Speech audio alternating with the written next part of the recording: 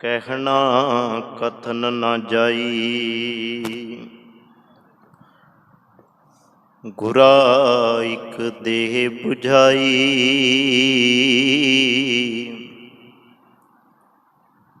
ਸਭਨਾ ਜੀਆਂ ਕਾ ਇਕ ਦਾਤਾ, ਸੋ ਮੈਂ ਵਿਸਰ ਨਾ ਜਾਈ।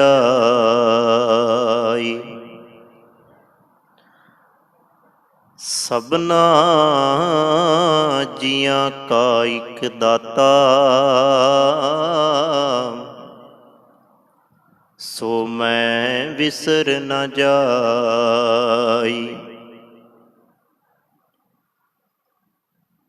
ਪ੍ਰਭ ਕੀਜੈ ਕਿਰਪਾ ਨਿਧਾਨ, ਹਮ ਹਰ ਗੁਣ ਗਾਵੇਂਗੇ। ਹੋ ਤੁਮਰੀ ਕਰੋ ਨਿਤਿਆਸ, ਪ੍ਰਭ ਮੋਖੇ ਕਬ ਗਲ ਲਾਵੇਂਗੇ। ਹੋ ਤੁਮਰੀ ਕਰੋ ਨਿਤਿਆਸ, ਪ੍ਰਭ ਮੋਖੇ ਕਬ ਗਲ ਲਾਵੇਂਗੇ। ਸਾਹਿਬਾਂ ਦੀ ਪਾਵਨ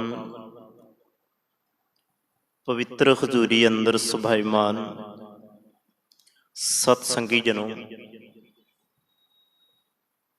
ਵੱਡ ਭਾਗੇ ਖਾਨ। ਨਿਤਾ ਪ੍ਰਤੀ ਦੀ ਤਰ੍ਹਾਂ ਹਜ਼ੂਰ ਸੱਚੇ ਪਾਤਸ਼ਾਹ ਦੀ ਗੋਦ ਵਿੱਚ ਬੈਠ ਕੇ ਰੱਬੀ ਬਾਣੀ ਦਾ ਕੀਰਤਨ ਆਪ ਜੀ ਨੇ ਸਰਵਣ ਕੀਤਾ। ਸ਼ਬਦ ਪੜ੍ਹਿਆ ਜਾ ਰਿਹਾ ਸੀ, ਤੇਰਾ ਕੀਤਾ ਜਾਤੋ ਨਾਹੀਂ, ਮੈਨੋ ਜੋਗ ਕੀ ਧੋਈ। ਮੈਂ ਨਿਰਗੁਣ ਆਰੇ ਕੋ ਗੁਣ ਨਾਹੀਂ, ਆਪੇ ਤਰਸ ਭਇਓਈ। ਸਤਿਗੁਰੂ ਗੁਰੂ ਅਰਜਨ ਦੇਵ ਮਹਾਰਾਜ ਜੀ ਦਾ ਇਹ ਪਾਵਨ ਬਚਨ ਅਥਾਹ ਨਿਮਰਤਾ, ਸਬਰ, ਸਤ ਤੇ ਸੰਤੋਖ, ਇਸ ਸ਼ਬਦ ਦੇ ਅੰਦਰ ਝਲਕਦੀ ਨਜ਼ਰ ਆਉਂਦੀ ਹੈ। ਸਭ ਕੁਝ ਜਾਣ ਕੇ ਵੀ ਕਹਿ ਦੇਣਾ ਮੈਂ ਕੁਝ ਨਹੀਂ ਜਾਣਿਆ, ਇਹ ਬੜੀ ਵੱਡੀ ਆਪਣੇ ਆਪ ਵਿੱਚ ਗੱਲ ਹੈ। ਅੱਜ ਦੇ ਸੰਸਾਰ ਦੇ ਅੰਦਰ ਜਿਸ ਨੂੰ ਥੋੜਾ ਜਿਹਾ ਵੀ ਗਿਆਨ ਹੋ ਜਾਂਦਾ ਨਾ, ਤਾਲੀਮ ਵਿਦਿਆ ਜ਼ਿਆਦੀ ਲੈ ਲੈਂਦਾ ਨਾ ਕੋਈ, ਉਹ ਬੰਦਾ ਕਹਿੰਦਾ ਕਿ ਵੀ ਮੇਰੇ ਵਰਗਾ ਕੋਈ ਜਾਣਦਾ ਹੀ ਨਹੀਂ, ਮੈਂ ਸਭ ਕੁਝ ਜਾਣ ਲਿਆ। ਚਾਰ ਅੱਖਰ ਪੜ੍ਹ ਕੇ ਸਭ ਕੁਝ ਨਹੀਂ ਜਾਣਿਆ ਜਾ ਸਕਦਾ, ਕਿ ਜਿਹਦੀ ਗੋਦ ਵਿੱਚ ਆਪਾਂ ਬੈਠੇ ਆ ਨਾ, ਉਹ ਖੰਡਾਂ ਬ੍ਰਹਿਮੰਡਾਂ ਦੀ ਜਾਣਦਾ ਹੈ। ਉਹ ਕਿਉਂ ਭਲਾ? ਸਤਿਗੁਰੂ ਧੰਨ ਗੁਰੂ ਗ੍ਰੰਥ ਸਾਹਿਬ ਮਹਾਰਾਜ ਕਹਿੰਦੇ, ਖੰਡ ਬ੍ਰਹਿਮੰਡ ਪਾਤਾਲ ਦੀਪ ਰਵਿਆ ਸਭ ਲੋਈ। ਉਹ ਖੰਡਾਂ ਵਿੱਚ ਵੀ ਹੈ, ਬ੍ਰਹਿਮੰਡਾਂ ਵਿੱਚ ਵੀ ਹੈ, ਪਤਾਲਾਂ ਵਿੱਚ ਵੀ ਹੈ, ਦੀਪਾਂ ਵਿੱਚ ਵੀ ਹੈ, ਚਾਰੇ ਪਾਸੇ ਜਦੋਂ ਉਹ ਹੈ, ਫਿਰ ਤੇਰੀ ਪਾਇਆ ਕੀ ਉਹਦੇ ਅੱਗੇ। ਹਾਂ, ਇੰਨਾ ਕੁ ਹੋ ਸਕਦਾ ਕਿ ਮੈਂ ਅਜਾਨ ਜਨ, ਮੈਂ ਕੁਝ ਨਹੀਂ ਜਾਣਦਾ। ਜਿਨ੍ਹਾਂ ਨੇ ਕੁਝ ਜਾਣਿਆ ਉਹਨਾਂ ਨੇ ਆਖਿਆ ਮੈਂ ਕੁਝ ਨਹੀਂ ਜਾਣਿਆ, ਤੇ ਜਿਨ੍ਹਾਂ ਨੇ ਚਾਰ ਅੱਖਰ ਪੜ੍ਹ ਕੇ ਆਖਿਆ ਕਿ ਮੈਂ ਜਾਣ ਲਿਆ, ਉਹ ਆਪਣੇ ਹੰਕਾਰ ਤੋਂ ਨਹੀਂ ਛੁੱਟ ਪਾਏ।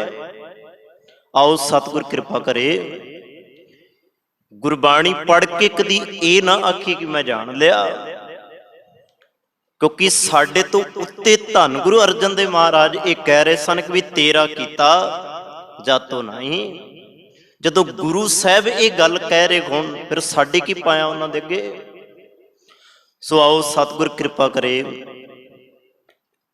ਜੋ ਕੱਲ ਦੇ ਬਚਨ ਦੇ ਵਿਚਾਰ ਤੁਹਾਡੇ ਨਾਲ ਸਾਂਝੀ ਕੀਤੀ ਸੀ ਉਸੇ ਨੂੰ ਵਿਚਾਰ ਦਾ ਯਤਨ ਕਰੀਏ।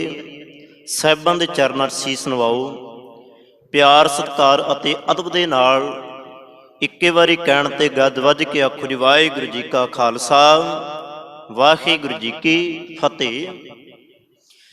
ਕੱਲ ਦੇ ਦੀਵਾਨ ਵਿੱਚ ਆਪ ਜੀ ਦੇ ਨਾਲ ਸਾਂਝੀ ਕੀਤੀ ਸੀ, ਖੇ ਰੱਬਾ ਜਿਹੜੇ ਤੈਨੂੰ ਧਿਆਉਂਦੇ ਆ, ਜਿਹੜੇ ਤੈਨੂੰ ਜਪਦੇ ਆ, ਉਹ ਤੇਰੇ ਵਿੱਚ ਹੀ ਸਮਾ ਜਾਂਦੇ ਨੇ। ਤੇਰੇ ਅੰਦਰ ਇੰਨੀ ਤਾਕਤ ਹੈ ਕਿ ਵੀ ਤੂੰ ਉਹਨਾਂ ਨੂੰ ਆਪਣੇ ਵਿੱਚ ਹੀ ਢੱਕ ਲੈਣਾ।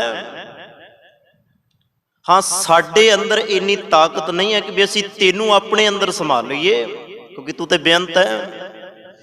ਦੂਜੀ ਬੇਨਤੀ, ਨਾਲ ਹੀ ਸਤਿਗੁਰੂ ਜੀ ਨੇ ਇਹ ਵੀ ਕਹਿ ਦਿੱਤਾ ਕਿ ਵੀ ਹੇ ਵਾਹਿਗੁਰੂ ਤੂੰ ਸਾਰਿਆਂ ਦਾ ਦਾਤਾਰ ਹੈ। ਦਾਤਾਰਾ ਦਾ ਅਰਥ ਕੀ ਹੈ ਜੀ? ਹੁਣ ਜਦੋਂ ਇਹਦੇ ਅਰਥ ਪੜਾਂਗੇ ਇੱਕ ਅਰਥ ਸਾਡੇ ਸਾਹਮਣੇ ਆਏਗਾ ਕਿ ਵੀ ਉਹ ਸਾਰਿਆਂ ਨੂੰ ਦਾਤ ਦੇਣ ਵਾਲਾ ਹੈ। ਇਹੀ ਅਰਥ ਸਾਨੂੰ ਪਤਾ ਨੇ ਤੇ ਇਹੀ ਆਪਾਂ ਵਿਚਾਰਦੇ ਹਾਂ। ਪਰ ਇੱਥੇ ਦੋ ਭਾਵ ਮੈਂ ਆਪ ਜੀ ਦੇ ਨਾਲ ਸ਼ਬਦ ਦੇ ਸਾਂਝੇ ਕਰਾਂ। ਦਾਤਾਰਾ ਦਾ ਅਰਥ ਇਕੱਲਾ ਦਾਤ ਦੇਣ ਵਾਲਾ ਹੀ ਨਹੀਂ ਹੈ, ਦਾਤ ਦੇ ਕੇ ਸਭ ਨੂੰ ਪਾਲਣਹਾਰਾ ਵੀ ਹੈ।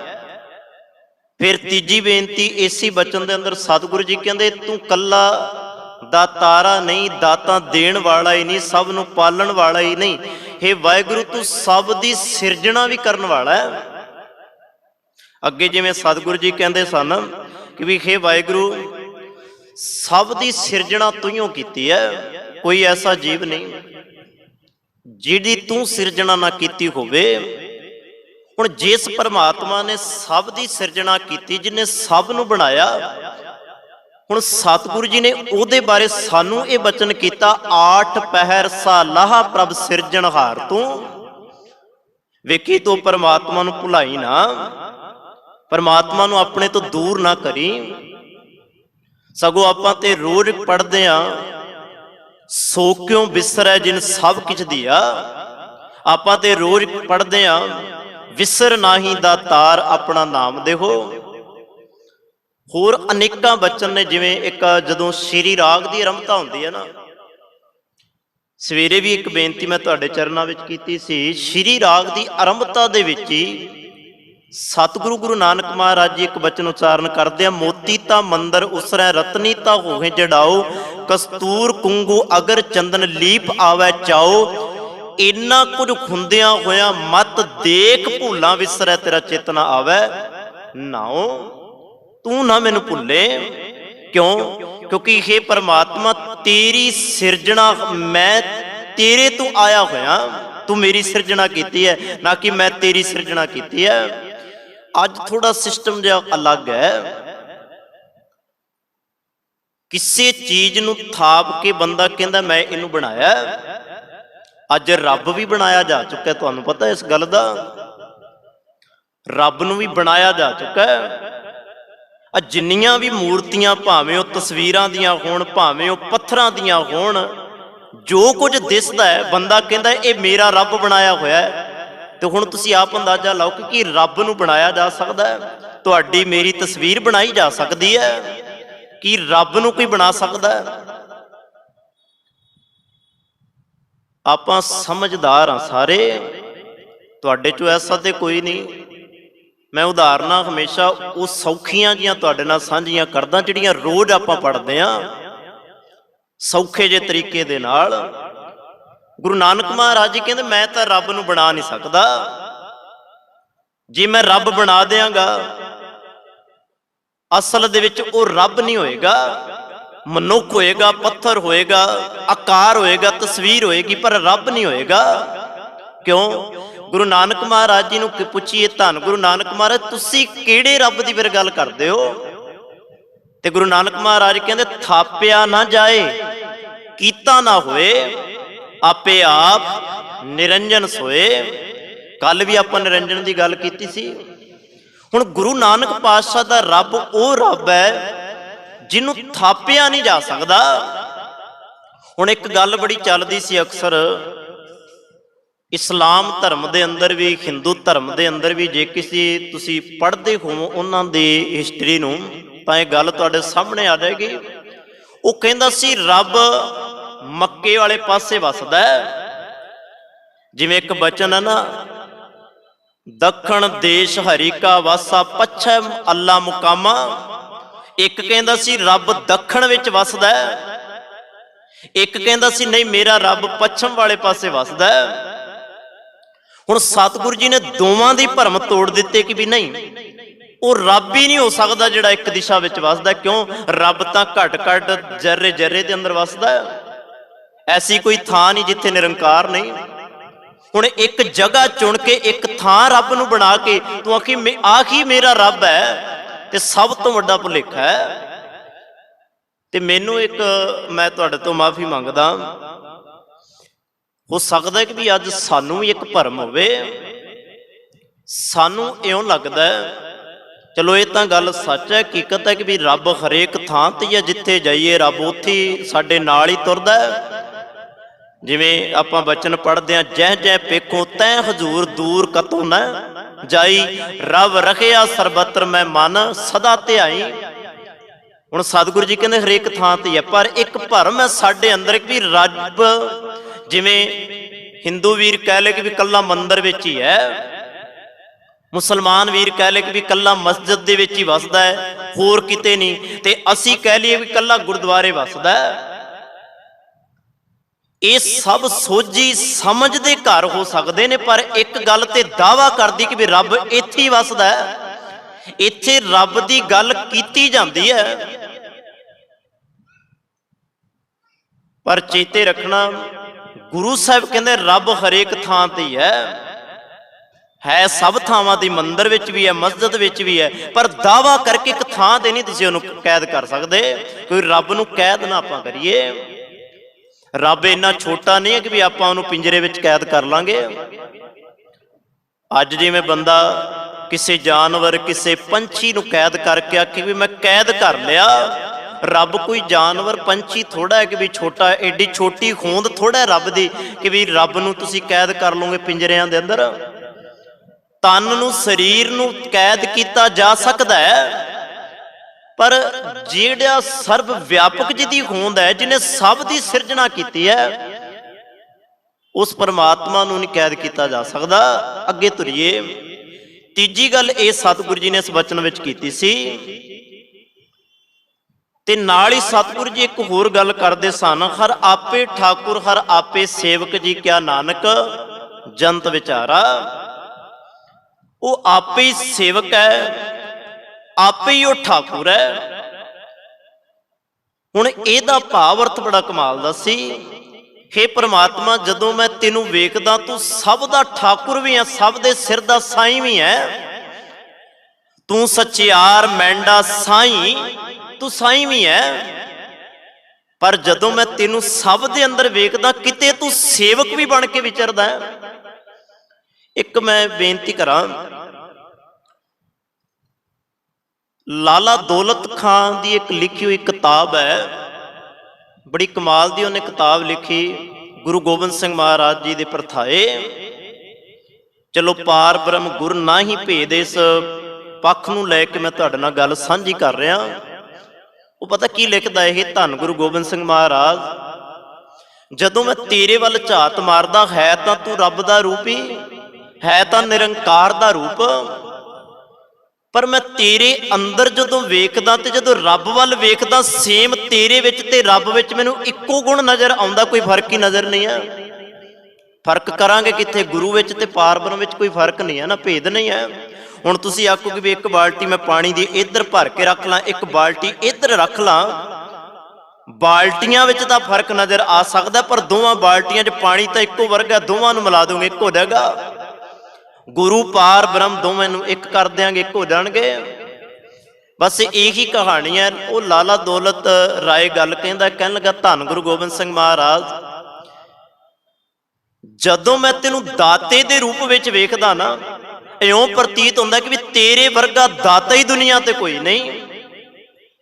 ਦਾਨ ਦੇਣ ਵਿੱਚ ਤੇਰੀ ਕੋਈ ਤੁਲਨਾ ਨਹੀਂ ਕਰ ਸਕਦਾ, ਤੇਰੀ ਬਰਾਬਰੀ ਨਹੀਂ ਕੋਈ ਕਰ ਸਕਦਾ। ਹੁਣ ਉਹਨੇ ਦਾਨ ਵਿੱਚ ਕੀ ਕੁਝ ਦਿੱਤਾ? ਹੁਣ ਦੁਨੀਆ ਦੇ ਉੱਤੇ ਕੋਈ ਐਸਾ ਰਹਿਬਰ ਨਹੀਂ ਹੈ ਜਿਹੜਾ ਦਾਨ ਵਿੱਚ ਆਪਣੀ ਉਮਤ ਦੇ ਲਈ ਆਪਣਾ ਸਰਬੰਸ ਵਾਰਦਾ ਹੈ। ਇਹਦੇ ਤੋਂ ਵੱਡਾ ਦਾਤਾ ਕੌਣ ਹੋਏਗਾ ਫਿਰ?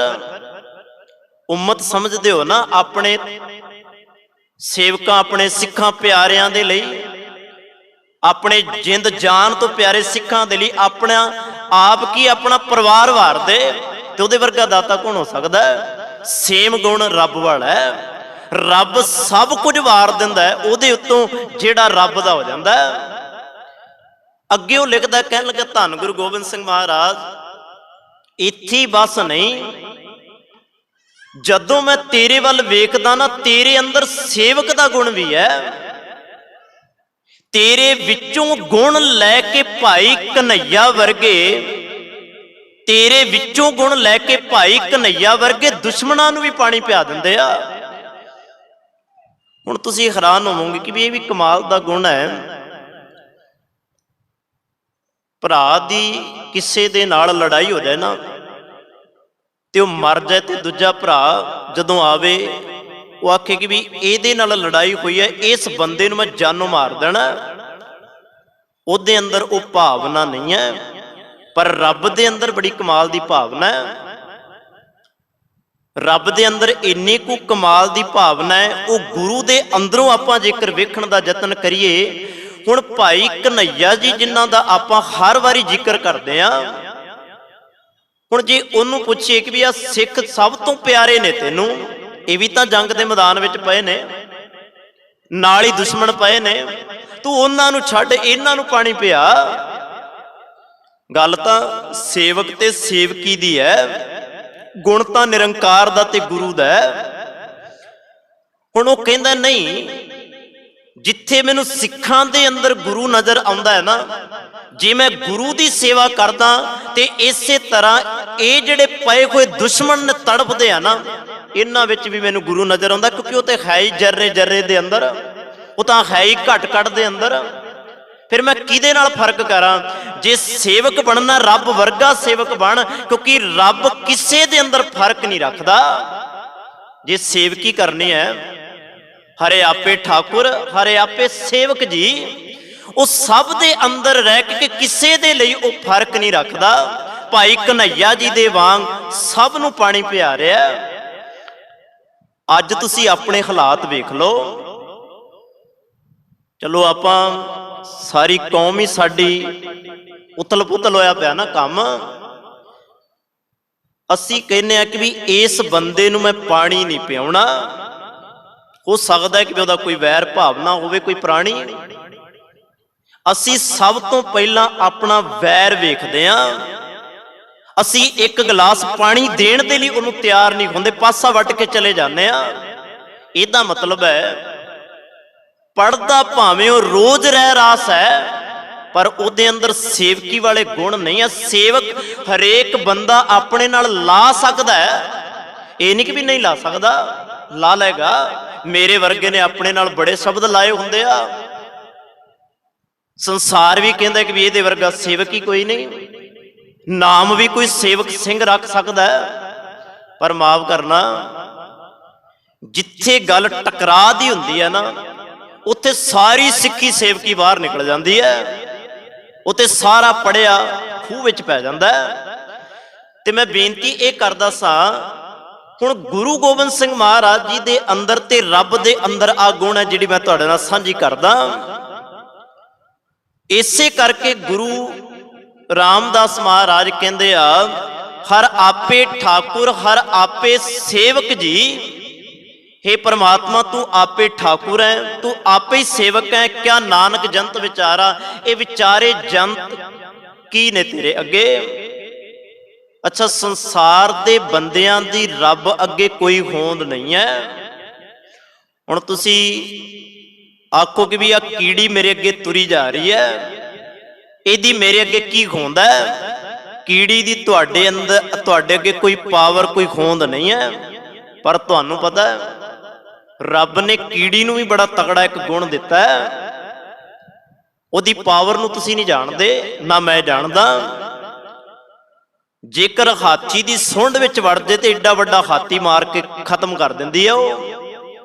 ਕਦੀ ਤੁਸੀਂ ਪੜ੍ਹਿਆ ਹੋਵੇ ਇਸ ਚੀਜ਼ ਨੂੰ। ਉਹਦੇ ਅੰਦਰ ਵੀ ਰੱਬ ਨੇ ਤਾਕਤ ਪਾਈ ਹੋਈ ਹੈ। ਤਾਕਤ ਹਰੇਕ ਜੀਵ ਦੇ ਅੰਦਰ ਕੋਈ ਨਾ ਕੋਈ ਰੱਬ ਨੇ ਪਾਈ ਹੋਈ ਹੈ, ਪਰ ਚੇਤੇ ਰੱਖਣਾ ਜਿਹੜੀ ਤਾਕਤ ਰੱਬ ਨੇ ਪਾਈ ਹੈ ਉਹ ਤਾਕਤ ਰੱਬ ਦੇ ਤੁੱਲ ਕੁਝ ਵੀ ਨਹੀਂ, ਰੱਬ ਦੀ ਬਰਾਬਰੀ ਨਹੀਂ ਹੈ। ਬੰਦਾ ਥੋੜੀ ਜੀ ਤਾਕਤ ਪਾ ਕੇ ਰੱਬ ਨੂੰ ਵੀ ਚੇਤੇ ਰੱਖਣਾ ਥੱਲੇ ਲਾਉਣ ਨੂੰ ਫਿਰਦਾ ਕਿ ਵੀ ਰੱਬ ਮੇਰੇ ਅੱਗੇ ਕੀ ਹੈ, ਮੇਰੇ ਅੱਗੇ ਕੁਝ ਵੀ ਨਹੀਂ ਹੈ ਰੱਬ। ਬਸ ਆਖੀ ਕਹਾਣੀ ਹੈ। ਅੱਜ ਬੰਦਾ ਰੱਬ ਤੋਂ ਦੂਰ ਕਿਉਂ ਹੋ ਰਿਹਾ? ਥੋੜਾ ਜਿਹਾ ਕੁਝ ਇਹਨੂੰ ਪਤਾ ਲੱਗ ਜਾਂਦਾ ਨਾ ਕਿਸੇ ਚੀਜ਼ ਦਾ, ਕੁਝ ਇਹਨੂੰ ਚੀਜ਼ ਦਾ ਅਹਿਸਾਸ ਜਦੋਂ ਹੋ ਜਾਂਦਾ। ਵੇਖੋ ਆ ਜਿਹੜੇ ਸਿੱਧ ਜੋਗੀ ਲੋਕ ਸਨ, ਜਿਹੜੇ ਜਿਨ੍ਹਾਂ ਨੇ ਰਿੱਧੀਆਂ ਤੇ ਸਿੱਧੀਆਂ ਪ੍ਰਾਪਤ ਕੀਤੀਆਂ, ਗੁਰੂ ਨਾਨਕ ਮਹਾਰਾਜ ਜੀ ਨੇ ਐਵੇਂ ਨਹੀਂ ਜਾ ਕੇ ਇਹਨਾਂ ਨੂੰ ਪਕੜਿਆ।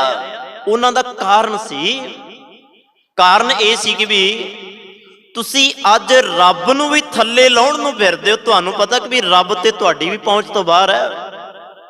ਭਾਵੇਂ ਤੁਸੀਂ ਰਿੱਧੀਆਂ ਸਿੱਧੀਆਂ ਦੇ ਮਾਲਕ ਹੋਵੋਗੇ, ਭਾਵੇਂ ਉਮਰਾਂ ਤੁਹਾਡੀਆਂ 3-3 400 ਸਾਲਾਂ ਦੀਆਂ ਹੋਣਗੀਆਂ, ਤੁਹਾਡੀਆਂ ਚਿੱਟੀਆਂ ਦਾੜੀਆਂ ਹੋਣਗੀਆਂ, ਮੇਰਾ ਉਹਦੇ ਨਾਲ ਕੋਈ ਵਾਸਤਾ ਨਹੀਂ ਹੈ। ਪਰ ਜਿਸ ਰੱਬ ਨੂੰ ਪਾਉਣ ਦੇ ਲਈ, ਜਿਸ ਰੱਬ ਨੂੰ ਥੱਲੇ ਲਾਉਣ ਦੀਆਂ ਤੁਸੀਂ ਗੱਲਾਂ ਕਰਦੇ ਹੋ, ਉਹ ਰੱਬ ਤੁਹਾਡੇ ਤੋਂ ਥੱਲੇ ਨਹੀਂ ਹੋਣ ਵਾਲਾ, ਕਿਉਂ ਰੱਬ ਦੀ ਬਰਾਬਰੀ ਤੁਸੀਂ ਕਰ ਹੀ ਸਕਦੇ। ਆ ਜਿੰਨਾ ਦੇਹਧਾਰੀ ਡੰਮ ਹੈ ਨਾ ਅੱਜ, ਆ ਡੇਰੇ ਬਣਾ ਕੇ ਬੈਠਾ, ਇਹ ਸਭ ਰੱਬ ਦੀ ਬਰਾਬਰੀ ਕਰਕੇ ਰੱਬ ਦੇ ਬਰਾਬਰ ਬਹਿਣਾ ਚਾਹੁੰਦੇ ਆ।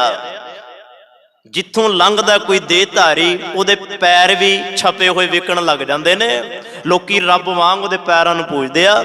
ਇੱਥੋਂ ਤੱਕ ਮਾਫ ਕਰਨਾ, ਇੰਨੀ ਰੱਬ ਦੀ ਬਰਾਬਰੀ ਲੋਕਾਂ ਨੇ ਤਾਂ ਉਹਨਾਂ ਦੀਆਂ ਉਹ ਵੀ ਚੀਜ਼ਾਂ ਸਾਂਭ ਕੇ ਪੂਜਣੀਆਂ ਸ਼ੁਰੂ ਕਰ ਦਿੱਤੀਆਂ ਕਿ ਇਹੀ ਰੱਬ ਹੈ। ਉਹਨਾਂ ਦਾ ਨਾਮ ਵੀ ਨਹੀਂ ਮੈਂ ਤੁਹਾਨੂੰ ਦੱਸ ਸਕਦਾ, ਮਾਫ ਕਰਨਾ। ਹੁਣ ਬੇਨਤੀ ਕਰਾਂ ਕਿ ਵੀ ਕਿਆ ਜੰਤ ਵਿਚਾਰਾ, ਹੇ ਵਾਹਿਗੁਰੂ ਪਰਮਾਤਮਾ, ਇਹ ਜੰਤ ਜਿੰਨੇ ਵੀ ਨੇ ਨਾ, ਇਹਨਾਂ ਦੀ ਤੇਰੇ ਅੱਗੇ ਕੋਈ ਪਾਇਆ ਨਹੀਂ ਹੈ। ਕਿਉਂ? ਸਾਡੇ ਅੰਦਰ ਕੁਝ ਕਰ ਪਾਉਣ ਦੀ ਤਾਕਤ ਨਹੀਂ ਹੈ। ਜੇ ਰੱਬ ਸਾਨੂੰ ਕੁਝ ਕਰ ਪਾਉਣ ਦੀ ਤਾਕਤ ਦੇ ਦਿੰਦਾ ਨਾ, ਫਿਰ ਚੇਤੇ ਰੱਖਣਾ ਜਣਾ ਖਣਾ ਹੀ ਰੱਬ ਹੋਣਾ ਸੀ। ਜੇ ਰੱਬ ਨੇ ਕੋਈ ਨਾ ਕੋਈ ਤਾਕਤ ਦਿੱਤੀ ਹੁੰਦੀ ਨਾ ਬੰਦੇ ਨੂੰ, ਜੇ ਆਪਣਾ ਆਪ ਹੀ ਬੰਦੇ ਨੂੰ ਦਿੱਤਾ ਹੁੰਦਾ, ਫਿਰ ਬੰਦੇ ਸਾਰੀ ਦੁਨੀਆ ਤੇ ਰੱਬ ਹੋਣੇ ਸਨ। ਬਸ ਉਹ ਤਾਂ ਇਹ ਚੰਗਾ ਕਿ ਵੀ ਰੱਬ ਨੇ ਆਪਣੇ ਗੁਣ ਦਿੱਤੇ ਕਿ ਵੀ ਇਹਨਾਂ ਗੁਣਾਂ ਦੇ ਸਹਾਰੇ ਚੱਲੀ, ਰਾਹ ਦਿੱਤਾ, ਇਸ ਰਾਹ ਦੇ ਸਹਾਰੇ ਚੱਲੀ, ਮੰਜ਼ਿਲ ਤੇ ਪਹੁੰਚ ਜਾਏਗਾ। ਬਸ ਉਹਨਾਂ ਰਾਹਾਂ ਦੇ ਵਿੱਚ ਕਈਆਂ ਨੂੰ ਉਹ ਉਲਝਾ ਦਿੰਦਾ ਹੈ ਤੇ ਕਈਆਂ ਨੂੰ ਪਹੁੰਚਾ ਦਿੰਦਾ ਹੈ। ਜਿਹੜੇ ਪਹੁੰਚਣ ਦੇ ਲਾਇਕ ਹੁੰਦੇ ਉਹਨਾਂ ਨੂੰ ਸਮੱਤ ਦੇ ਦਿੰਦਾ ਹੈ, ਤੇ ਜਿਹੜੇ ਪਹੁੰਚਣ ਦੇ ਲਾਇਕ ਨਹੀਂ ਹੁੰਦੇ ਉਹਨਾਂ ਦੀ ਮੱਤ ਮਾਰ ਵੀ ਦਿੰਦਾ ਹੈ। ਬੜੇ ਇਹੋ ਜਿਹੇ ਨੇ ਜਿਹੜੇ ਮੱਤਹੀਣ ਤੁਰੇ ਫਿਰਦੇ ਆ, ਤੇ ਬੜੇ ਇਹੋ ਨੇ ਜਿਹੜੇ ਮੱਤ ਲੈ ਕੇ ਸੱਚ ਦੇ ਗੁਰਮਤ ਗਾਡੀ ਰਾਹ ਤੇ ਤੁਰ ਪੈਂਦੇ ਆ। ਇਸ ਕਰਕੇ ਕਿਆ ਜੰਤ ਵਿਚਾਰਾ, ਹੇ ਵਾਹਿਗੁਰੂ ਤੇਰੇ ਤੋਂ ਬਿਨਾਂ ਮੈਂ ਪੈਰ ਵੀ ਨਹੀਂ ਪੁੱਟ ਸਕਦਾ, ਮੇਰੀ ਕੋਈ ਪਾਇਆ ਨਹੀਂ ਹੈ, ਮੇਰੀ ਹੋਂਦ ਮੇਰੀ ਹਸਤੀ ਤੇਰੇ ਤੁੱਲ ਤੇਰੇ ਬਰਾਬਰ ਵੀ ਨਹੀਂ ਹੈ, ਤੇਰੀ ਹਸਤੀ ਤਾਂ ਬੜੀ ਵੱਡੀ ਹੈ। ਆਓ ਥੋੜਾ ਜਿਹਾ ਅਗਲੇ ਬਚਨਾਂ ਨੂੰ ਵਿਚਾਰਨ ਦਾ ਯਤਨ ਕਰੀਏ, ਕਿਉਂਕਿ ਥੋੜਾ ਜਿਹਾ ਮਨ ਦੇ ਵਿੱਚ ਨਾ ਭਰਮ ਜਿਹਾ ਸੀ ਕੱਲ ਦਾ, ਤੇ ਤਾਂ ਕਰਕੇ ਇਹ ਥੋੜਾ ਜਿਹਾ ਮੈਂ ਤੁਹਾਡੇ ਨਾਲ ਰਿਪੀਟ ਕੀਤੀ ਹੈ ਗੱਲ। ਹੋ ਸਕਦਾ ਵੀ ਕੱਲ ਵਾਲੀਆਂ ਗੱਲਾਂ ਤੇ ਮੈਂ ਤੁਹਾਡੇ ਨਾਲ ਸਾਂਝੀਆਂ ਨਹੀਂ ਕੀਤੀਆਂ, ਜੋ ਕੱਲ ਕਥਾ ਵਿੱਚ ਕੀਤੀਆਂ ਸਨ ਉਹ ਨਹੀਂ। ਅੱਜ ਥੋੜਾ ਜਿਹਾ ਮੈਂ ਤੁਹਾਡੇ ਨਾਲ ਉਹ ਗੱਲਾਂ ਸਾਂਝੀਆਂ ਕੀਤੀਆਂ ਜੋ ਸਤਿਗੁਰੂ ਜੀ ਨੇ ਇਹਦੇ ਵਿੱਚ ਸਮਝਾਉਣਾ ਚਾਹਿਆ, ਜੋ ਸਮਝ ਵਿੱਚ ਆਇਆ। ਅਗਲੀਆਂ ਪੰਕਤੀਆਂ ਵਿੱਚ ਸਤਿਗੁਰੂ ਜੀ ਕਹਿੰਦੇ ਆ, ਹਰ ਆਪੇ ਠਾਕੁਰ ਹਰ ਆਪੇ ਸੇਵਕ ਜੀ, ਮਾਫ ਕਰਨਾ ਤੂੰ ਘਟ ਘਟ ਅੰਤਰ ਸਰਬ ਨਿਰੰਤਰ, ਹਰ ਏਕੋ ਪੁਰਖ ਸਮਾਣਾ। ਕੱਲ ਵਾਲੀ ਵਿਚਾਰ ਨੂੰ ਅਧੀਨ ਲੈ ਕੇ ਚੱਲਿਓ, ਉਹੀ ਸੇਮ ਗੱਲ ਸਤਿਗੁਰੂ ਜੀ ਕਰਦੇ ਆ, ਹੇ ਵਾਹਿਗੁਰੂ ਤੂੰ ਘਟ ਘਟ ਦੇ ਅੰਦਰ ਸਮਾਇਆ ਹੋਇਆ। ਇੱਥੇ ਵੀ ਮੈਂ ਇੱਕ ਬੇਨਤੀ ਤੁਹਾਡੇ ਨਾਲ ਕਰਨੀ ਚਾਹੁੰਦਾ, ਜੇਕਰ ਬੰਦਾ ਸਭਨਾਂ ਦੇ ਅੰਦਰ ਇੱਕ ਪਰਮਾਤਮਾ ਨੂੰ ਵੇਖ ਲੈ ਨਾ, ਜਾਂ ਇਉਂ ਕਹਿ ਲਈਏ ਕਿ ਮਨੁੱਖ ਕੀ ਜੀਵ ਕੀ ਪਸ਼ੂ ਕੀ ਪੰਛੀ ਸਭ ਨੂੰ ਇੱਕ ਬਰਾਬਰ ਨਿਗਾਹ ਦੇ ਨਾਲ ਵੇਖ ਲੈ ਨਾ। ਤੇ ਕਈ ਵਾਰ ਮੈਂ ਇਹ ਵੀ ਤੁਹਾਡੇ ਨਾਲ ਗੱਲ ਸਾਂਝੀ ਕਰਦਾ, ਇੱਕ ਦਾ ਮਤਲਬ ਕੀ ਸੀ? ਪੜ੍ਹਨਾ ਆਪਾਂ ਰੋਜ਼ ਹੈ, ਸੁਣਨਾ ਆਪਾਂ ਰੋਜ਼ ਹੈ, ਵਿਚਾਰਨਾ ਵੀ ਆਪਾਂ ਰੋਜ਼ ਹੀ ਹੈ। ਉਹ ਇੱਕ ਦਾ ਮਤਲਬ ਇਹ ਸੀ ਕਿ ਵੀ ਸਭ ਵਿੱਚ ਇੱਕ ਪਰਮਾਤਮਾ ਨੂੰ ਵੇਖ, ਕਿਉਂਕਿ ਇੱਕ ਸਭ ਨੂੰ ਇੱਕ ਬਰਾਬਰਤਾ ਦੇ ਵਿੱਚ ਰੱਖਦਾ ਹੈ। ਤੁਸੀਂ ਕਦੀ ਆਪਣੇ ਵੱਲ, ਮੈਂ ਆਪਣੇ ਵੱਲ ਖਿਆਲ ਕਰਾਂ ਕਿ ਅਸੀਂ ਇੱਕ ਪੜ੍ਹਦੇ ਸਭ ਨੂੰ ਇੱਕ ਸਮਾਨ ਵੇਖਣ ਦਾ ਯਤਨ ਕੀਤਾ। ਜੇ ਤੇਰੇ ਅੰਦਰ ਰੱਬ ਹੈ ਤੇ ਮੇਰੇ ਅੰਦਰ ਵੀ ਰੱਬ ਹੈ, ਫਿਰ ਮੈਂ ਤੇਰੇ ਨਾਲ ਧੋਖਾ ਕਿਉਂ ਕਰਾਂ? ਮੈਂ ਤੇਰੇ ਨਾਲ ਦੁਸ਼ਮਣੀਆਂ ਕਿਉਂ ਕਰਾਂ? ਮੈਂ ਤੇਰੇ ਨਾਲ ਵੈਰ ਕਿਉਂ ਕਰਾਂ? ਕਿਉਂਕਿ ਤੇਰੇ ਅੰਦਰ ਵੀ ਤਾਂ ਰੱਬ ਹੈ। ਜੇ ਮੈਂ ਤੇਰੇ ਨਾਲ ਵੈਰ ਕਰਦਾ ਇਹਦਾ ਮਤਲਬ ਹੈ ਰੱਬ ਨਾਲ ਵੈਰ ਕਰਦਾ। ਜੇ ਮੈਂ ਤੇਰੇ ਨਾਲ ਧੋਖਾ ਕਰਦਾ ਇਹਦਾ ਮਤਲਬ ਹੈ ਰੱਬ ਨਾਲ ਧੋਖਾ ਕਰਦਾ। ਤੂੰ ਘਟ ਘਟ ਅੰਤਰ ਸਰਬ ਨਿਰੰਤਰ, ਤੂੰ ਤਾਂ ਸਭ ਦੇ ਅੰਦਰ ਹੈ। ਫਿਰ ਮੈਂ ਕਿਹਦੇ ਨਾਲ ਧੋਖੇ ਕਰ ਰਿਹਾ, ਕਿਹਦੇ ਨਾਲ ਵੈਰ ਪਾ ਰਿਹਾ? ਜੇ ਆਪਾਂ ਇਸ ਤਰ੍ਹਾਂ ਇੱਕ ਦੇ ਭਾਵ ਨੂੰ ਲੈ ਕੇ ਚੱਲਾਂਗੇ ਨਾ, ਫਿਰ ਗਵਾਂਢੀਆਂ ਦਾ ਪੁੱਤਰ ਵੀ ਆਪਣੇ ਪੁੱਤਰ ਵਰਗਾ ਨਜ਼ਰ ਆਏਗਾ, ਗਵਾਂਢੀਆਂ ਦੀ ਧੀ ਵੀ ਆਪਣੀ ਧੀ ਵਰਗੀ ਨਜ਼ਰ ਆਏਗੀ, ਗਵਾਂਢੀ ਦੀ ਮਾਂ ਵੀ ਆਪਣੇ ਮਾਂ ਵਰਗੀ ਨਜ਼ਰ ਆਏਗੀ। ਇੱਕ ਦਾ ਮਤਲਬ ਆ ਸੀ। ਸਾਨੂੰ ਸਮਝਦਿਆਂ ਕੀ ਕੁਝ ਨਜ਼ਰ ਆ ਗਿਆ, ਅਸੀਂ ਇੱਕ ਦੇ ਪੁਆੜੇ ਚੋਂ ਨਹੀਂ ਨਿਕਲੇ, ਸਮਝ ਹੀ ਨਹੀਂ ਪਾਏ ਆਪਾਂ। ਤੂੰ ਘਟ ਘਟ ਅੰਤਰ ਦਾ ਮਤਲਬ ਇਹ ਸੀ ਰੱਬਾ ਤੂੰ ਸਭ ਵਿੱਚ ਇੱਕ ਸਮਾਨ ਹੈ, ਤੂੰ ਸਭ ਵਿੱਚ ਬੈਠਾ ਹੈ। ਮੈਂ ਸਭ ਵਿੱਚ ਤੈਨੂੰ ਵੇਖ ਕੇ ਨਾ ਮੈਂ ਹੁਣ ਕਿਸੇ ਨਾਲ ਵੈਰ ਕਰਨਾ, ਨਾ ਮੈਂ ਕਿਸੇ ਦਾ ਵਿਰੋਧ ਕਰਨਾ, ਨਾ ਮੈਂ ਕਿਸੇ ਨੂੰ ਮੰਦਾ ਆਖਦਾ, ਨਾ ਮੈਂ ਕਿਸੇ ਨੂੰ ਬੁਰਾ ਆਖਦਾ। ਮੰਦਾ ਚੰਗਾ ਕਿਸ ਨੂੰ ਆਖੀਐ, ਸਗਲੇ ਜੀ ਤੁਮਾਰੇ। ਜਦੋਂ ਸਾਰੇ ਜੀ ਤੇਰੇ ਆ। ਭਗਤ ਫਰੀਦ ਜੀ ਦਾ ਇੱਕ ਬਚਨ ਖਿਆਲ ਵਿੱਚ ਰੱਖਿਓ। ਭਗਤ ਫਰੀਦ ਜੀ ਬੜਾ ਪਿਆਰਾ ਬਚਨ ਕਰਦੇ ਆ। ਫਰੀਦਾ ਬੁਰੇ ਦਾ ਭਲਾ ਕਰ, ਗੁੱਸਾ ਮਨ ਨਾ ਹੰਡਾਏ, ਦੇਹੀ ਰੋਗ ਨਾ ਲੱਗਈ ਪੱਲੇ, ਸਭ ਕੁਝ ਪਾਏ। ਇਹਦਾ ਭਾਵ ਅਰਥ ਕੀ ਸੀ ਭਲਾ?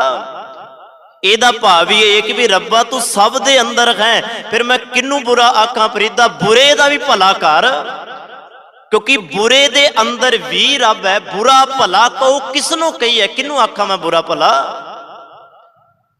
ਉਹ ਭਗਤ ਫਰੀਦ ਜੀ ਕਹਿੰਦੇ ਮੈਂ ਤਾਂ ਬੁਰੇ ਦਾ ਵੀ ਮੈਨੂੰ ਤੇ ਭਲਾ ਕਰਨਾ ਆ ਗਿਆ, ਚੰਗੇ ਦਾ ਤੇ ਚੰਗਾ ਕਰਦੇ ਕਰਦੇ ਸਾਂ, ਬੁਰੇ ਦਾ ਵੀ ਚੰਗਾ ਕਰਨਾ ਆ ਗਿਆ। ਇਹਨੂੰ ਕਹਿੰਦੇ ਆ ਇੱਕ ਹੋ ਜਾਣਾ ਤੇ ਘਟ ਘਟ ਦੇ ਅੰਦਰ ਰੱਬ ਨੂੰ ਪਹਿਚਾਣ ਲੈਣਾ। ਤੂੰ ਘਟ ਘਟ ਅੰਤਰ ਸਰਬ ਨਿਰੰਤਰ ਜੀ। ਸਰਬ ਨਿਰੰਤਰ ਭਾਵ ਸਭ ਪਾਸੇ ਸਭ ਥਾਵਾਂ ਤੇ ਮੌਜੂਦ ਹੋਣਾ, ਰੱਬ ਦੀ ਮੌਜੂਦਗੀ ਦਾ ਅਹਿਸਾਸ ਕਰਨਾ। ਜਿੱਦਣ ਸਾਨੂੰ ਰੱਬ ਦੀ ਮੌਜੂਦਗੀ ਦਾ ਅਹਿਸਾਸ ਹੋਏਗਾ ਨਾ, ਫਿਰ ਬੰਦਾ ਪਾਪ ਕਰਨ ਤੋਂ ਵੀ ਡਰੇਗਾ। ਜਿੱਥੇ ਬਹੇਗਾ, ਜਿੱਥੇ ਬਈਐ ਭਲਾ ਕਹੀਐ। ਇਹ ਪਾਵਨ ਵਚਨ ਧੰਨ ਗੁਰੂ ਗ੍ਰੰਥ ਸਾਹਿਬ ਮਹਾਰਾਜ ਜੀ ਨੇ ਵੀ ਰੱਬ ਦੀ ਮੌਜੂਦਗੀ ਨੂੰ ਸਭ ਥਾਵਾਂ ਤੇ ਜਿੱਦਣ ਬੰਦਾ ਮਹਿਸੂਸ ਕਰਨ ਲੱਗ ਗਿਆ ਨਾ, ਉਹ ਜਿੱਥੇ ਬਹੇਗਾ, ਸਤਿਗੁਰੂ ਜੀ ਕਹਿੰਦੇ ਆ ਕਿ ਵੀ ਬੁਰਾ ਨਹੀਂ ਉੱਥੇ ਕਿਸੇ ਦਾ ਲੋਚੇਗਾ, ਸਭ ਦੇ ਚੰਗੇ ਦੀ ਗੱਲ ਕਰੇਗਾ, ਭਲੇ ਦੀ ਗੱਲ ਕਰੇਗਾ। ਬਸ ਇਹੀ ਗੱਲ ਹੈ ਕਿ ਵੀ ਰੱਬ ਦੀ ਮੌਜੂਦਗੀ ਨੂੰ ਸਮਝਣਾ ਬੜੀ ਔਖੀ ਘਾਟੀ ਹੈ। ਆਪਾਂ ਰੱਬ ਨੂੰ ਵੈਸੇ ਸਮਝਣਾ ਇਸ ਢੰਗ ਨਾਲ ਚਾਹੀਦਾ, ਹੈ ਹਜ਼ੂਰ ਦੂਰ ਕਤ ਬਤਾਵੋ। ਇਹ ਹੈ ਰੱਬ ਦੀ ਮੌਜੂਦਗੀ। ਆਪਾਂ ਕੀ ਕਰਨੇ ਆ? ਰੱਬ ਹੈ ਦੂਰ, ਉਹਨੂੰ ਫਿਰ ਦੂਰ ਸਮਝ ਕੇ ਆਪਾਂ ਹਰੇਕ ਦੇ ਨਾਲ ਹੀ ਅਤਿਆਚਾਰ ਕਰਦੇ ਆ। ਅੱਜ ਕੀ ਹੋ ਰਿਹਾ ਸੰਸਾਰ ਤੇ ਹੀ ਕੁਝ ਹੋ ਰਿਹਾ ਨਾ। ਰੱਬ ਨੂੰ ਦੂਰ ਸਮਝ ਕੇ ਹਰੇਕ ਬੰਦੇ ਤੇ ਤਸੱਦਦ ਢਾਇਆ ਜਾ ਰਿਹਾ, ਹਰੇਕ ਬੰਦੇ ਦੇ ਨਾਲ ਗਲਤ ਕੀਤਾ ਜਾ ਰਿਹਾ, ਚੰਗੇ ਦੇ ਨਾਲ ਵੀ ਮਾੜਾ ਕੀਤਾ ਜਾ ਰਿਹਾ। ਇੱਥੇ ਨਾ ਸੰਸਾਰ ਦਾ ਸਿਸਟਮ ਕੁਝ ਹੋਰ ਹੈ। ਪੂਰੇ ਸੰਸਾਰ ਦੀ ਇਹ ਗੱਲ ਹੈ ਕਿ ਇਹ ਨਹੀਂ ਕੋਈ ਇਕੱਲੇ ਆਪਣੇ ਇੰਡੀਆ ਦੀ ਹੋਈ ਗੱਲ ਹੋਵੇਗੀ, ਪੂਰੇ ਸੰਸਾਰ ਦੀ ਗੱਲ ਧੰਨ ਗੁਰੂ ਗ੍ਰੰਥ ਸਾਹਿਬ ਮਹਾਰਾਜ ਕਰਦੇ ਆ। ਇੱਥੇ ਮਾੜੇ ਦੇ ਨਾਲ ਚੰਗਾ ਹੋਈ ਜਾਂਦਾ ਤੇ ਚੰਗੇ ਦੇ ਨਾਲ ਮਾੜਾ ਹੋਈ ਜਾਂਦਾ। ਸੌਖੇ ਜਿਹੇ ਭਾਵ ਵਿੱਚ ਸਮਝ ਲਓ, ਸੱਚ ਦੇ ਨਾਲ ਮਾੜਾ ਸਲੂਕ ਕਰੀ ਜਾ ਰਹੀ ਹੈ ਦੁਨੀਆ, ਤੇ ਝੂਠ ਦੇ ਨਾਲ ਚੰਗਾ ਸਲੂਕ ਕਰੀ ਜਾ ਰਹੀ ਹੈ। ਝੂਠ ਨੂੰ ਸੱਚ ਸਮਝੀ ਬੈਠੀ ਹੈ ਤੇ ਸੱਚ ਨੂੰ ਝੂਠ ਸਮਝੀ ਬੈਠੀ ਹੈ। ਇਸੇ ਕਰਕੇ ਸੱਚ ਤੇ ਝੂਠ ਦੀ ਆਪਸ ਵਿੱਚ ਬਣ ਨਹੀਂ ਆ ਰਹੀ। ਇਹ ਸਦੀਆਂ ਤੋਂ, ਅੱਜ ਤੋਂ ਨਹੀਂ, ਜੁਗਾਂ ਜੁਗਾਂ ਤੋਂ ਆਪਸ ਵਿੱਚ ਖਹਿਬਾਜ਼ੀ ਚੱਲਦੀ ਆ ਰਹੀ ਹੈ। ਬਾਬਰ ਦੀ ਧੰਨ ਗੁਰੂ ਨਾਨਕ ਮਹਾਰਾਜ ਨਾਲ ਨਹੀਂ ਬਣੀ, ਇਸੇ ਕਰਕੇ ਜਾਬਰ ਕਹਿਣਾ ਪੈ ਗਿਆ। ਸੱਚ ਤੇ ਝੂਠ ਆਪਸ ਵਿੱਚ ਖਹਿ ਗਿਆ। ਹਮਾਯੂ ਦੀ ਤੇ ਧੰਨ ਗੁਰੂ ਅੰਗਦ ਦੇ ਪਾਤਸ਼ਾਹ ਜੀ ਦੀ ਬਣੀ ਨਹੀਂ, ਇਸ ਕਰਕੇ ਹਮਾਯੂ ਖਹਿੰਦਾ ਸੱਚ ਦੇ ਨਾਲ, ਪਰ ਸੱਚ ਤੋੜ ਕੇ ਰੱਖ ਦਿੰਦਾ ਝੂਠ ਨੂੰ। ਜਹਾਂਗੀਰ ਦੀ ਤੇ ਧੰਨ ਗੁਰੂ ਅਰਜਨ ਦੇਵ ਮਹਾਰਾਜ ਜੀ ਦੀ ਨਹੀਂ ਬਣੀ, ਸੱਚ ਖਹਿ ਗਿਆ ਆਪਸ ਦੇ ਵਿੱਚ ਝੂਠ ਦੇ ਨਾਲ, ਤੱਤੀ ਤਵੀ ਤੇ ਬਹਿ ਗਿਆ। ਭਾਈ ਮਨੀ ਸਿੰਘ ਵਰਗਿਆਂ ਨਾਲ ਝੂਠ ਖਹਿ ਗਿਆ, ਬੰਦ ਬੰਦ ਕਟਾ ਲਏ। ਇਹਦਾ ਮਤਲਬ ਹੈ ਕਿ ਵੀ ਸਤਿਗੁਰੂ ਜੀ ਕਹਿੰਦੇ ਸਰਬ ਨਿਰੰਤਰ, ਰੱਬ ਦੀ ਮੌਜੂਦਗੀ ਨੂੰ ਨਹੀਂ ਪਛਾਣਿਆ ਜਾ ਰਿਹਾ। ਜੇ ਰੱਬ ਦੀ ਮੌਜੂਦਗੀ ਨੂੰ ਪਹਿਚਾਣਿਆ ਜਾਵੇ ਨਾ, ਤੇ ਚੇਤੇ ਰੱਖਣਾ ਕਿਸੇ ਦੇ ਨਾਲ ਕੋਈ ਅਤਿਆਚਾਰ ਨਾ ਹੋਵੇ, ਕੋਈ ਬੰਦਾ ਪਾਪ ਨਾ ਕਰੇ। ਫਿਰ ਦੂਜੀ ਗੱਲ ਇਹ ਵੀ ਹੈ, ਜੇ ਪਾਪ ਹੀ ਨਾ ਦੁਨੀਆ ਤੇ ਹੋਏ ਤੇ ਸਾਰੇ ਪੁੰਨੀ ਬਣ ਜਾਣਗੇ। ਇਹ ਤਾਂ ਰੱਬ ਦੀ ਰਜ਼ਾ ਦੇ ਅੰਦਰ ਹੀ ਸਿਸਟਮ ਚੱਲ ਰਿਹਾ। ਜਿਹੋ ਜਿਹਾ ਉਹਨੇ ਸਿਸਟਮ ਬਣਾਇਆ ਉਹੋ ਜਿਹਾ ਸਿਸਟਮ ਚੱਲਦਾ ਹੈ। ਸੋ ਮੈਂ ਇੱਥੇ ਵਿਚਾਰ ਨੂੰ ਰੋਕਣਾ ਚਾਹੁੰਦਾ, ਇਹਦੇ ਅਰਥ ਕਰਦੇ ਹਾਂ। ਕੱਲ ਨੂੰ ਇੱਥੋਂ ਹੀ ਆਪਾਂ ਵਿਚਾਰ ਕੇ ਅੱਗੇ ਚੱਲਾਂਗੇ। ਹਰ ਤੂੰ ਘਟ ਘਟ ਅੰਤਰ ਸਰਬ ਨਿਰੰਤਰ ਜੀ, ਹਰ ਏਕੋ ਪੁਰਖ ਸਮਾਣਾ। ਇਹਦੇ ਭਾਵ ਅਰਥ ਨੇ ਸਤਿਗੁਰੂ ਜੀ ਕਹਿੰਦੇ ਕਿ ਵੀ ਤੂੰ ਇੱਕ ਆਪ ਹੀ ਸਭ ਵਿੱਚ ਕੇ ਪਰਮਾਤਮਾ ਸਮਾਇਆ ਹੋਇਆ, ਸਭ ਦੇ ਅੰਦਰ ਤੂੰ ਹੀ ਬੈਠਾ। ਸਭੈ ਘਟ ਰਾਮ ਬੋਲੇ, ਰਾਮ ਬਿਨਾ ਕੋ ਬੋਲੇ ਰੇ। ਸਭ ਦੇ ਅੰਦਰ ਬੈਠਾ ਤੂੰ ਬੋਲਦਾ, ਤੂੰ ਹੀ ਸੁਣਦਾ। ਜਿਵੇਂ ਬਚਨ ਆਪਾਂ ਪੜ੍ਹਦੇ ਆ, ਸਭ ਦੇ ਅੰਦਰ ਬੈਠਾ ਸਦ ਸੁਣਦਾ, ਸਦ ਵੇਖਦਾ। ਵੇਖ ਵੀ ਰਿਹਾ, ਸੁਣ ਵੀ ਰਿਹਾ, ਬੋਲ ਵੀ ਰਿਹਾ। ਗੁਰੂ ਨਾਨਕ ਮਹਾਰਾਜ ਤਾਂ ਇੱਥੋਂ ਤੱਕ ਕਹਿ ਦਿੰਦੇ ਆ, ਜਿਉਂ ਬੁਲਾਵੇਂ ਤਿਉਂ ਬੋਲੇ ਸੁਆਮੀ। ਮੇਰੀ ਕੀ ਪਾਇਆ ਮੈਂ ਬੋਲਾਂ, ਤੂੰ ਤਾਂ ਬੁਲਾਉਣਾ। ਹਰ ਜੀਓ ਗੁਫਾ ਅੰਦਰ ਰੱਖ ਕੇ ਵਾਜਾ ਪਵਨ ਵਜਾਇਆ, ਇਹ ਬੋਲ ਤੂੰ ਤਾਂ ਦੇ ਰਿਹਾ। ਸੋ ਸਤਿਗੁਰੂ ਜੀ ਕਹਿੰਦੇ ਹਰ ਏਕੋ ਪੁਰਖ ਸਮਾਣਾ, ਸਭ ਦੇ ਅੰਦਰੋਂ ਪਰਮਾਤਮਾ ਸਮਾਇਆ ਹੋਇਆ ਹੈ। ਸਤਿਗੁਰ ਕਿਰਪਾ ਕਰੇ। ਇੱਥੋਂ ਹੀ ਕੱਲ ਦੇ ਵਿਚਾਰ ਆਪ ਜੀ ਦੇ ਨਾਲ ਸਾਂਝੇ ਕਰਾਂਗਾ ਜੀ। ਇੰਨੀ ਕੁ ਬੇਨਤੀ ਪ੍ਰਵਾਨ ਕਰਿਓ। ਬੋਲਦਿਆਂ ਪਾਸਾਂ ਨੇਕਾਂ ਹੋ ਜਾਂਦੀਆਂ ਨੇ। ਸਤਿਗੁਰੂ ਜੀ ਗੁਰੂ ਕੀ ਸੰਗਤ ਬਖਸ਼ਣਹਾਰ ਹੈ, ਬਖਸ਼ ਦੇਣਾ। ਵਾਹਿਗੁਰੂ ਜੀ ਕਾ ਖਾਲਸਾ, ਵਾਹਿਗੁਰੂ ਜੀ ਕੀ ਫਤਿਹ। ਰਾਮ ਕਲੀ ਮਹੱਲਾ ਤੀਜਾ। ਆਨੰਦ